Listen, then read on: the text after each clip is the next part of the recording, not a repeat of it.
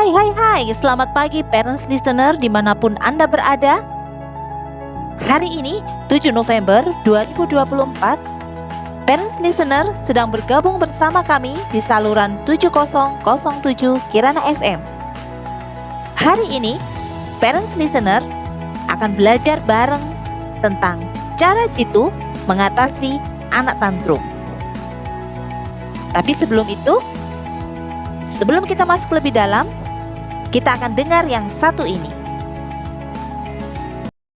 Bangun pagi ku minum susu, bantu sehat kuat tubuhku, dukung daya tahan alami, baik kini dan juga nanti, tiap pagi susu Fresh and Fried. Ya, kembali lagi parents listener. Apa sih sebenarnya tantrum itu? Dalam KBBI, Kamus Besar Bahasa Indonesia, tantrum didefinisikan sebagai kemarahan dengan amukan karena ketidakmampuan mengungkapkan keinginan atau kebutuhan dengan kata-kata, biasanya dilakukan oleh anak-anak yang antara usianya 1,5 sampai 4 tahun. Jadi, bisa diartikan seperti ledakan emosi. Baik, sebelum kita lanjutkan, kita akan break sebentar dan kita akan melanjutkan pembahasan selanjutnya. Pagi-pagi gini enak kali kalau bikin kopi.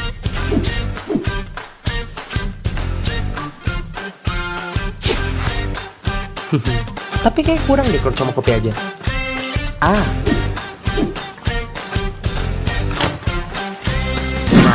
ini nih. Cipis, keripik pisang berkualitas tinggi yang cocok untuk dijadikan cemilan pendamping. Cipis, keripiknya bikin asik.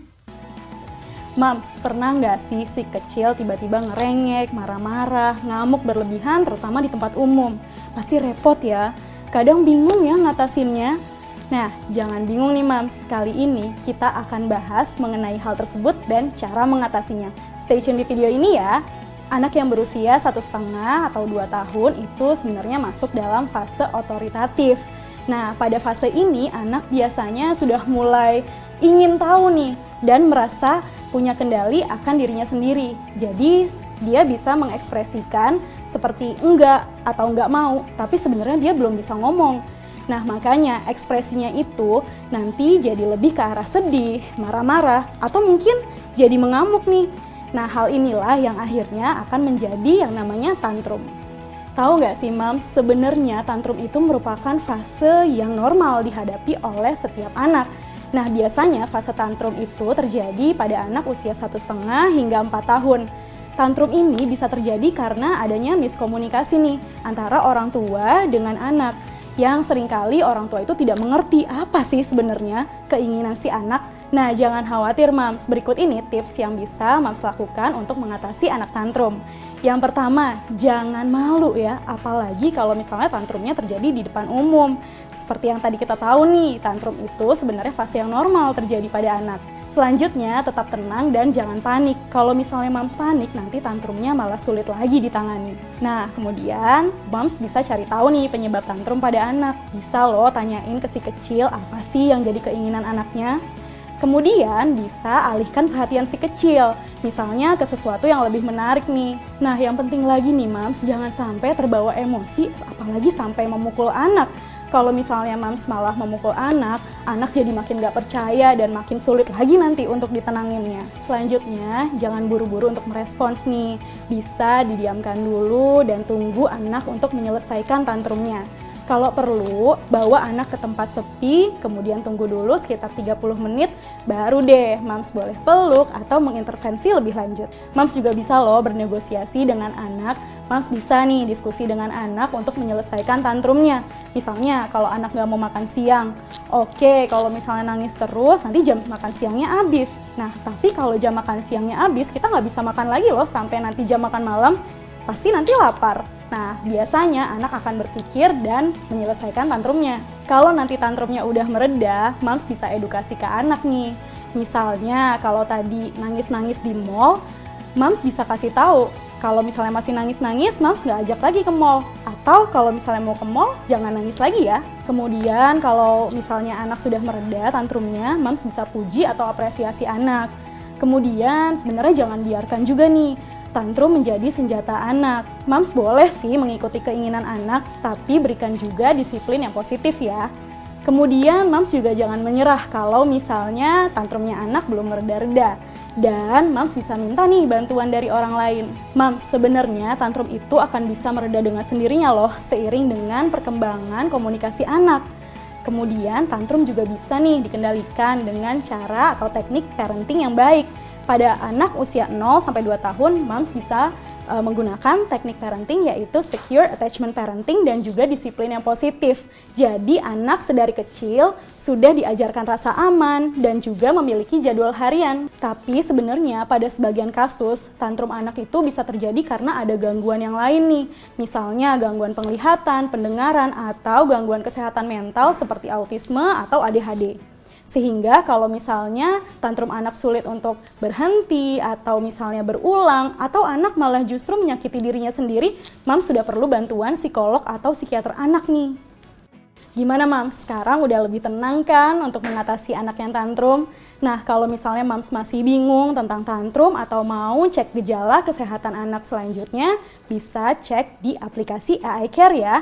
Atau kalau mau baca lebih lanjut mengenai tantrum atau artikel kesehatan lainnya, bisa baca di website AI Care. Nah, dalam pembahasan AI Care oleh Dr. Ayu Munawaroh, dari paparan beliau untuk mengatasi tantrum pada anak, Dr. Ayu katakan bahwa ada beberapa hal yang harus dilakukan oleh orang tua. Tadi, parents listener sudah sama-sama mendengarkan. Apa yang harus kita lakukan ketika anak kita sedang mengalami yang namanya tantrum?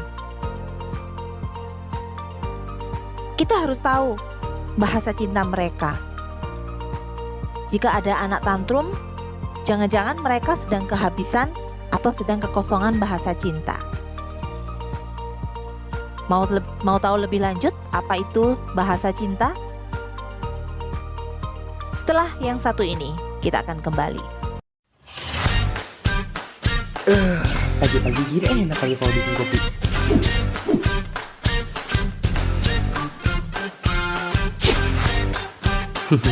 Tapi kayak kurang deh kalau cuma kopi aja.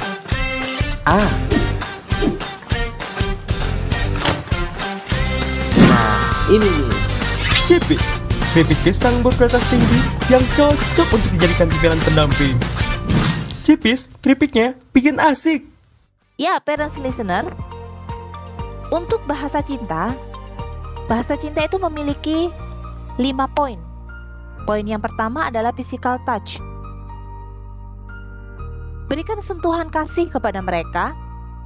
Jika mungkin mereka suka mencubit, menggigit, membenturkan kepala,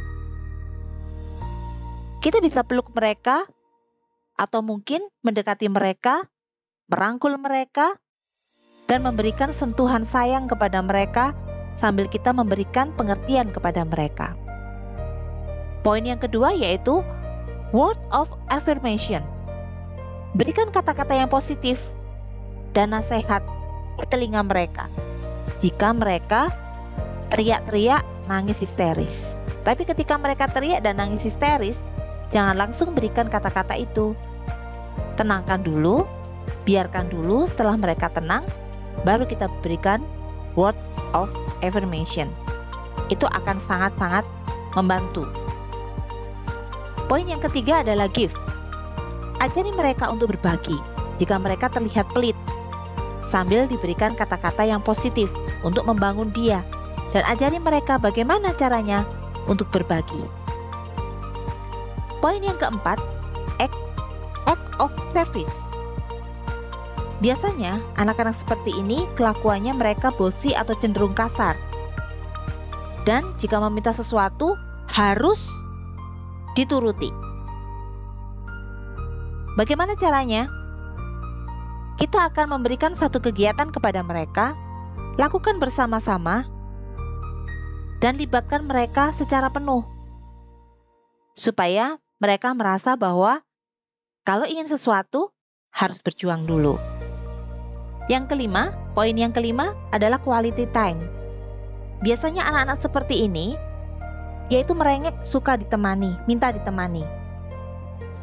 Untuk mengatasi anak-anak seperti ini, ajak mereka keluar dari lingkaran sosialisasi terlebih dahulu. Mungkin saat mereka berteman, saat mereka bersosialisasi, mereka sedang tidak nyaman dan akhirnya ingin quality time. Temani saja sebentar. Karena anak perlu sesuatu waktu yang berkualitas. Karena mungkin dia di rumah tidak mendapatkan hal itu. Nah, parents listener, kesimpulannya adalah mengatasi anak tantrum seperti yang Dr. Ayu katakan, bahwa orang tua jangan panik, tetap tenang, dan kenali bahasa cinta mereka, agar kebutuhan mereka sebagai anak bisa terpenuhi. Wah, tak terasa ya, waktu kita sudah habis, parents listener. Kita akan bahas topik yang lebih menarik lagi esok di jam yang sama. Tetap sehat, semangat, dan selalu gembira. Bye!